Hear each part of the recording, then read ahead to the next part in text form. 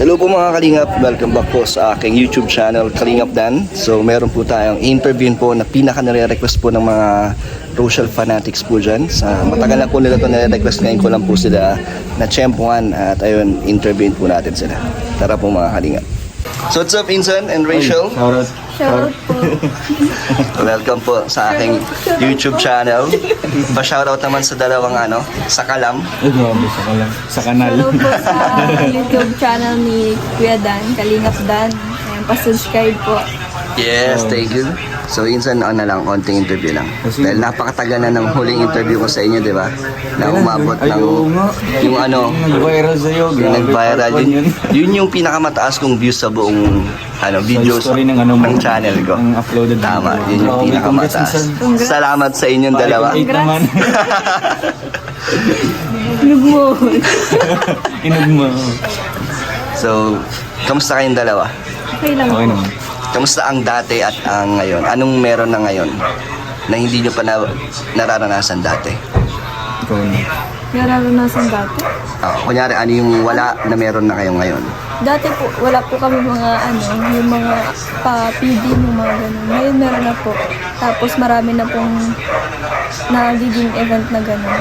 Ang dami nyo lagi feeding, no? Opo. So, anong feeling na madalas ka nagpapa-feeding sa iba't ibang barangay? Ano po, masaya. Kasi maraming mga batang napapasaya and then may mga matatanda din na napapasaya. So, yun yung mission niya sa inyong grupo, Insan? Lagi feeding, bukod sa paglingap, feeding. Sa aming, di ba, lab team, may mga grupo yan, iba't ibang grupo. Kung sino po yung isang grupo na yan ang papakiding, bali, domino effect din yan. Yung ibang kabilang grupo naman.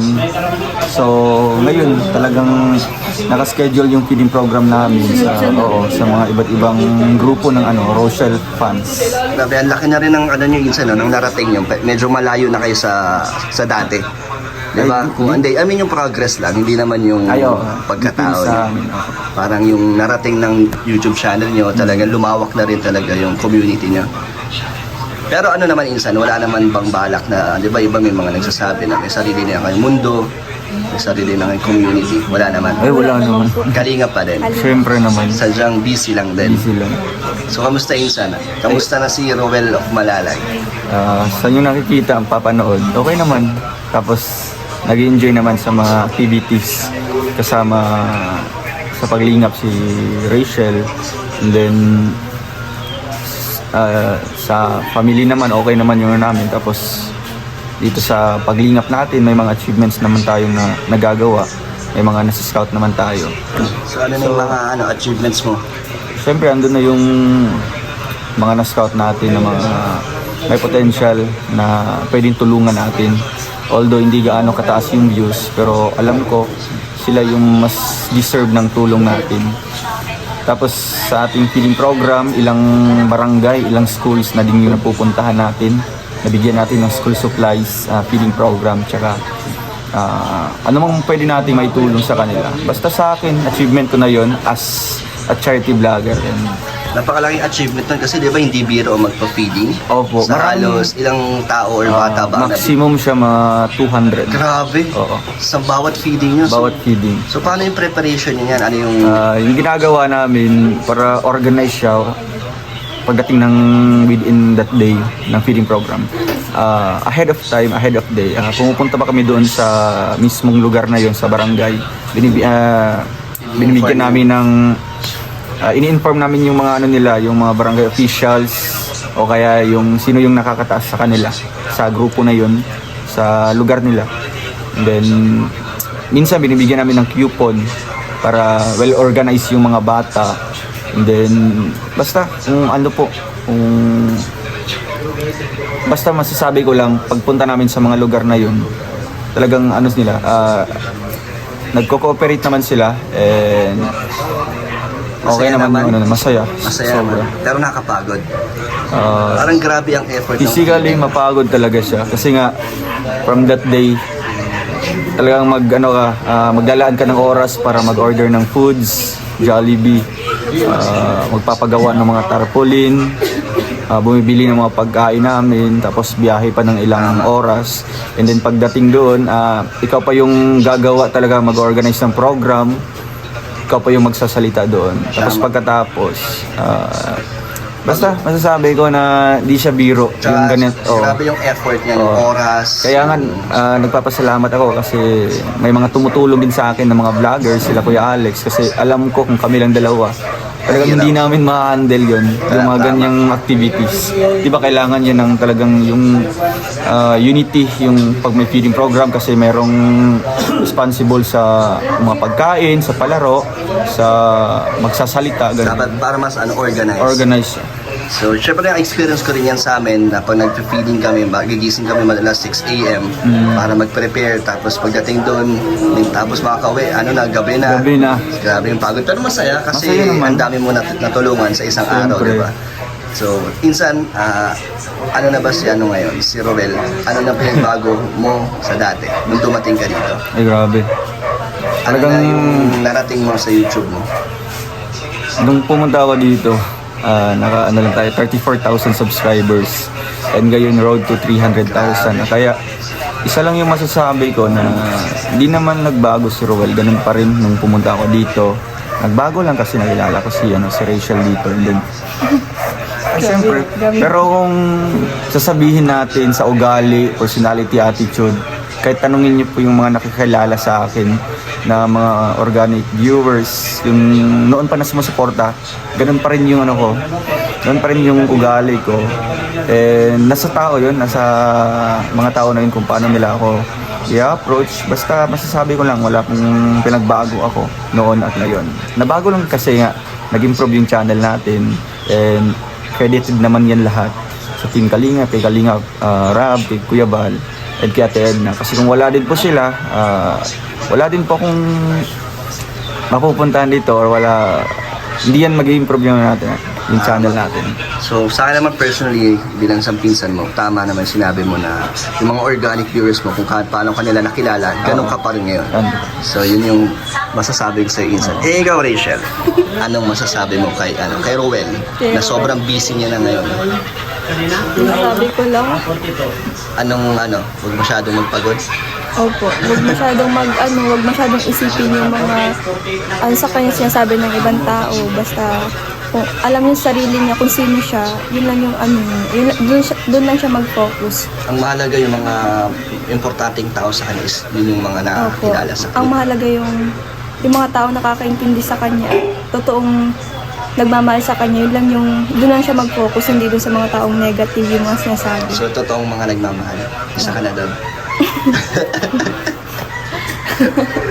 Grabe yun.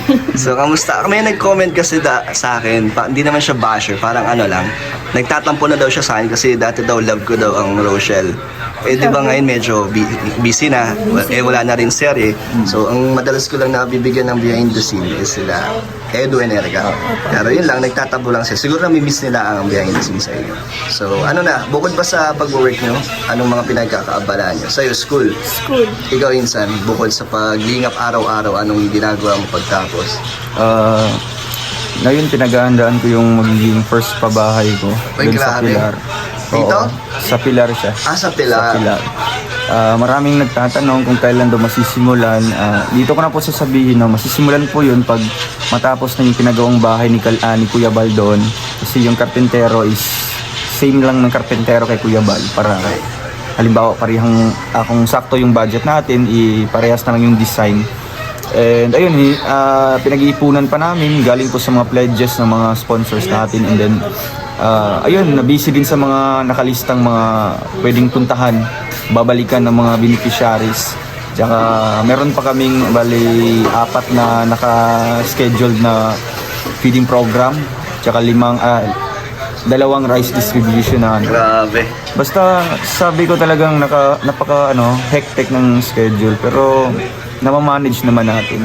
So, paano mo pa na ma-manage yung ganyang schedule mo? Tapos ngayon, nandito ka na nakakapagbigay ka pa rin ng oras na makasama kami. Ay syempre, lahat naman ng oras, may mga tamang oras naman para sa ganyang ginagawa, no? So ngayon, alam ko na talagang isa ito sa hindi ko dapat imimiss, no, yung banding natin. Yeah. Kaya nga ngayon, galing kaming simbahan, dumiretso kami dito para makabanding dito yung mga kasama natin. Salamat sa oras nyo at nandito kayo. So hanggang anong oras pa kayo pwede? Siguro depende. Depende. Kasi ito Nagsabi din po. Ay, wala namang pasok bukas, di ba? Wala man po. Okay. Pero nagpaalam po. So mag-ano tayo, nakamiss din kasi yung mga bandings namin ni Roel. Alam mo naman yun kung paano kami mag-banding na Rachel. Alam. So, eto, status niyong dalawa. Status. As friends, ganon? Or more than friends, ganon? Hindi, alam ko naman na alam na yan ng mga solid viewers niyo kung ano man na kayo. Hindi na kailangan tanongin, no? Pero ano na lang, para sa inyo, ano para sa masasabi? atin, syempre andun pa rin yung pagka-friends namin, no? Kasi nga, di tayo dapat talagpas sa tawagang yun kasi nga baka ma-misinterpret ng mga ibang viewers. Pero yung mafe-feel ko sa kanya is talagang napaka-comfortable ko sa kanya. Tapos, yung ginagawa namin is wala nang ilangan. Alam mo yun, yung bawa kung gagawin niya sa akin, hindi ako pipikon. Tapos, Kapag mabaho. Okay na, hindi na nakakahiya. Kapag namamahid ng ano. So ganyan nakakomportable si Rachel sa'yo. oo. Siyempre, ako naman Wanda sa yung kanya. pero yun ang ginagawa. Ha? Okay lang. Gawain pala ni Roel yun. Hindi, parehas. Umuutot ka Ito lang din, daw. ito din. Talagang basta sa akin. 24/7 ba kayong magkasama? Hindi naman sa, Hindi naman. oo. Pero sa isang linggo, ilan beses? Siguro nung nag-start na yung klase niya, merong mga halimbawa 3 araw hindi kami nagkikita-kita. Tapos So anong merong- feeling nung 3 araw na hindi kayo nakikita? Nami-miss nyo ba ang isa't isa? Oo, yes or no? Yes. Oo, ikaw. Siyempre. Siyempre naman.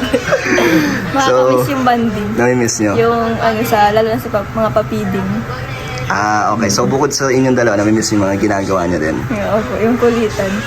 Anong kulitan ba kayo? So dati, di ba, sabi mo clingy si Roel. Umpisa pa lang. So ngayon, mas clingy na siya. Wala man siguro parang dati lang din. Dati lang din. Lingi pa rin. Pero may nabubuo ng feeling sa'yo na mas nagiging solid na yung nararamdaman mo kay Roel. Kasi matagal na kayo magkasama. Araw-araw na kayo nagkasama. So, yung foundation niyo is solid na. Solid. Yan, solid na daw, Insan. Ano ba ang feeling, Rachel, na nakapunta ka na ng Malalag at na-meet mo ang family ni Ay, Roel? sobrang saya po. Sobrang saya, daming Gamit mo experience. si Tito Owi. Ano masasabi mo sa papa niya? Sobrang bait. Tsaka, siya, para siyang si Papa. Bakit? Ano pinagkapareho nila ni Papa? Para silang palabiro. Joker sila. Joker sila parehas. Okay. So, Insan, paano mo na-welcome si Rachel? Paano mo siya in-introduce sa parents mo? Siyempre Anong pagkakakilala mo kay Rachel? Ay, hindi kilala nila si Rachel, Oo. ano? So, paano mo siya Sinusubaybay. formal na pinakilala? Wala lang, pumasok lang yun. Mukhang feeling ko, mukhang kilalang kilala Parang na nila. matagal mo nakilala. Mukhang matagal na nagkita-kita. So, pagdating namin, yung pamilya ko naman yung unang nag-approach sa kanya. Kasi nga, tapos Unang punta doon. Bless. nag-bless siya. So, para sa'yo, ano masasabi mo sa family ng Matubang? Sobrang bait. Right down. Maalaga. Maalalahanin. Ano sabi ng parents mo sa Matubang family? Nung pakauwi po namin, sobrang nagpapasalamat si Papa. At yung pag-welcome sa amin talagang, mafe-feel namin na parang kapamilya din. So, okay na kayo nag-usap ng pamilya niyo at pamilya ni Roel? Namanika na pala. Joke lang. So, hanggang dito lang po. Salamat sa inyo, Rachel and Roel. Paalam kayo. Salamat po. Please subscribe po channel po ni Kalingap Dan. Salamat Bye-bye. kaya Dan. Thank you. Mga kalingap, sana po ay na-enjoy nyo po ang ating mabilisang interview po, ambush interview lang po kay Roel at Rachel. Sana po ay nagustuhan nyo po ating mga katanungan. Sana po ay napasaya ko po kayo ulit kahit matagal din na po ito nire-request. So thank you po mga kalingap. God bless po sa inyo.